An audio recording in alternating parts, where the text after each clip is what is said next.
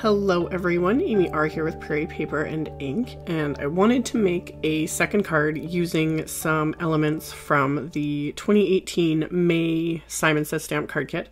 There's this little Take Heart stamp set in the kit. I had so many people asking me if I was going to use this one, and I really wanted to. It's such a cute little stamp set.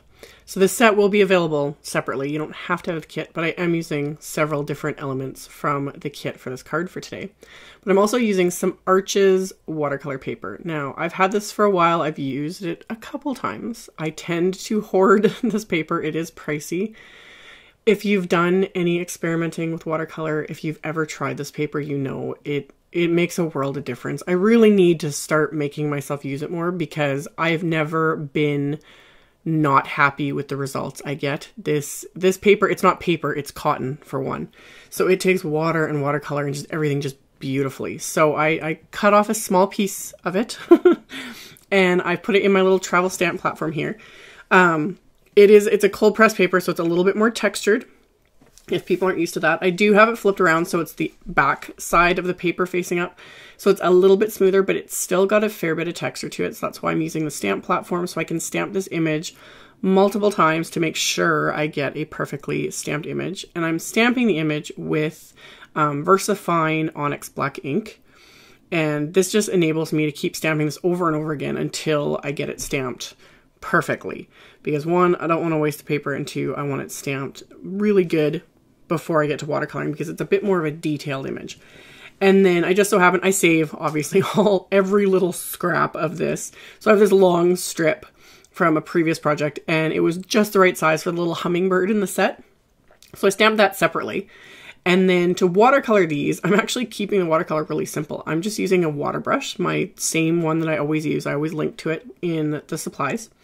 And then I'm using Daniel Smith watercolors, but I just have this little dot chart palette. I've shown these multiple times in videos. I have all of the little dot chart palettes that you can get from Simon. Tons of companies do these, but basically all they are is just little dried dots of the Daniel Smith liquid watercolors, or tube watercolors, sorry. So I just reactivate the color with my water brush and I'm painting it on here. And again, this is something you start to learn the more you experiment with watercolor, when you experiment with different types of watercolor, different types of paper, etc., etc. When you use paper like this Arches watercolor paper, it works beautifully. It takes out all of the effort. It takes the color so nicely. It's wonderful. I'm just going to keep raving about it. I will pet this watercolor paper. I love it that much. So I kept the watercolor really simple.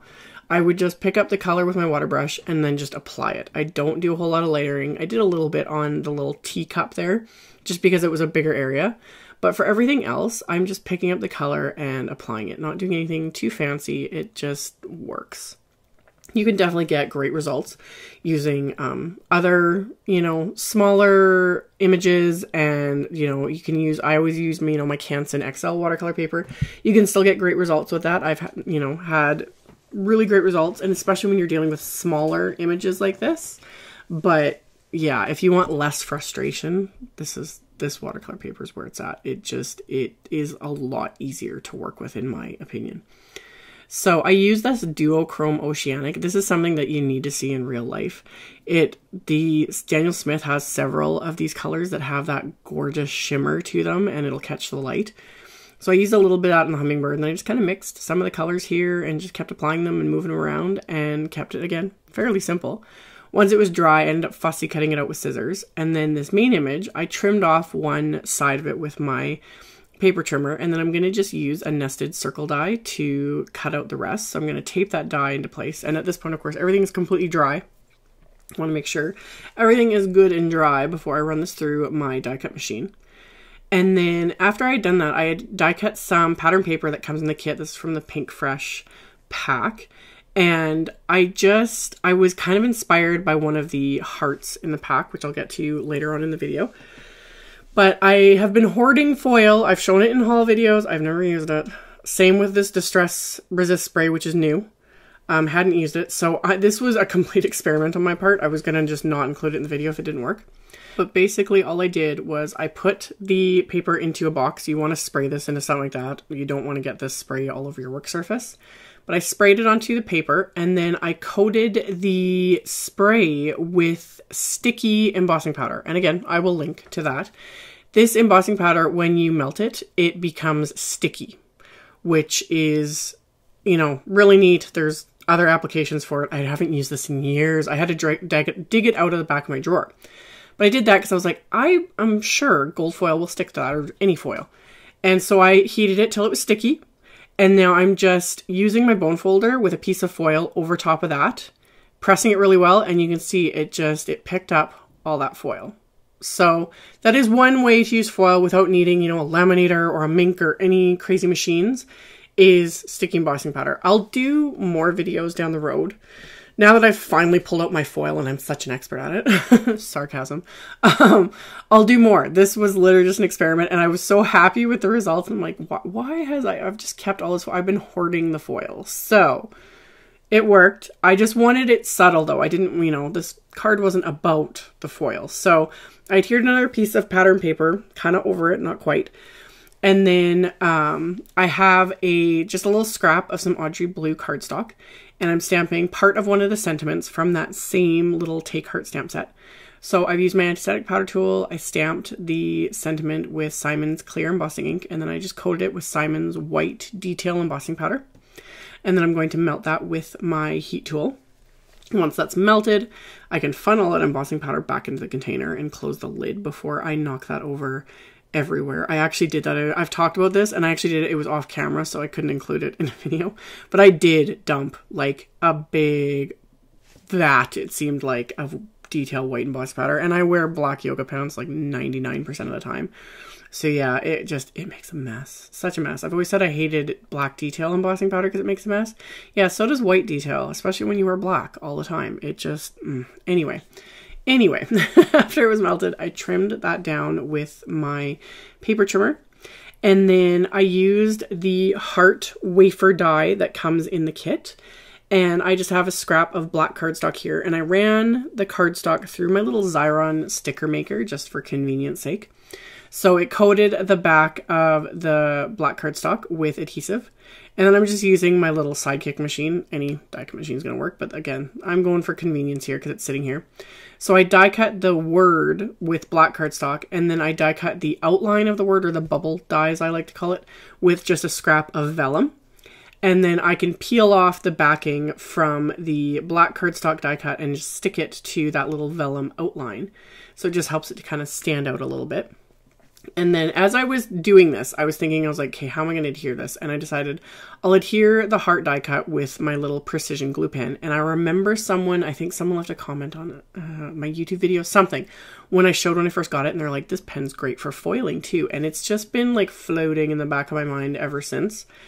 And so I was like, I wonder, you know, I've got this little spray that I'd done, the sticky embossing powder, and that worked with the foil. But I'm like, what if I had more foil? Because once you start, you can't stop. That's also probably why I've been avoiding getting into the whole foiling trend, because it's addictive. So I adhered the sentiment and the hummingbird with little bits of foam tape. And then I pulled out this precision glue pen, and I'm like, yep, I'm going to try this. So I'm adding little dabs of the adhesive to the large flower centers. And then I decided to add it to the top of the little teacup there just a little bit. Because you know how sometimes they have that little foil effect on teacups that I just think is so pretty, like that gilding sort of effect. So I'm just adding little dabs of adhesive. I've never done this before. Don't know how long you need to wait with this glue. I was like, you don't want it like super liquid, but you don't want it obviously dry. So I'm like, I don't know. So I kind of let it dry for a little bit. And then I'm just pressing the foil, that same piece. I'm going to keep reusing this piece until it is done for. And it worked. So the glue does, you got to find that sweet spot between, you know, where it's still sticky but not too liquid. Because it will, if it's too liquidy, it's going to, you know, go everywhere. And that's kind of what I was seeing here, is I was pressing, like the glue was kind of pressing out and the foil was getting where I didn't want it. But to fix that, the glue's still wet, so I just am using a craft knife to really, really gently kind of scrape off a bit of that foil so it's not quite so messy and covering like the stamp lines, but the rest of it I'm okay with it. You know, it's not perfect, but I just wanted the foil, you know. I just wanted that, you know, that shiny awesomeness. So 2 ways to use foil. Both experiments on my part, both worked. I'm going to be adding foil accents to a lot more cards in the future. So I was happy with how that worked. It was still subtle though. I didn't want it to, you know, overtake my entire card. So for the sentiment, I used that glue pen again and just applied it behind the vellum, right behind the actual cardstock, because I don't want that glue oozing out and showing through the vellum. And then I can press that into place. And then for my card base, I just used the card base that came in the kit. It's Simon's Smoke cardstock. And oh, the heart. That's what inspired this gorgeous kind of turquoisey aqua heart with that foil. That's what inspired. I was like, I love that foil splatter in that heart. It's gorgeous. So it inspired the whole card. So I had to include it in some way. And it just happened to fit perfectly right on that teacup, right, you know, everything. It just lined up. So I was like, good. So I adhered that. And then on the inside of the card, I'm just using up more pieces of the leftover pattern paper that I used on the front of the card. So I'm just going to adhere those into place with my little tape runner. And then I had stamped and heat embossed a sentiment from the mom and dad icon set just on another scrap of the same Audrey blue cardstock. So I just adhered that into place with that precision glue pen. It just says Happy Mother's Day. So I'm going to adhere that, and that's going to finish off the inside of the card. And then I can adhere my card front to the outside of the card with more of the tape runner. This card front is 4 1/4 by 5 1/2, so it'll cover the entire card front. So I'm going to adhere that, and then that's going to finish off my card. There was an envelope that came in the kit, one of Simon's gorgeous, shimmery, fabulous envelopes, and I'll have links to everything, as always. I thought that would just kind of go and play well with the foiling and everything else. So that finished off my card. So as always, I will have links below the video to my blog post. I'll link to all of the supplies I used, the randomness, the kit, everything separately, etc., etc. It'll be listed below. It'll also be on my blog as picture links, which are a lot easier to make sense of. So you can check that out below if you're interested. And thank you all so much for watching and subscribing and thumbs upping and commenting on my videos. I really appreciate it.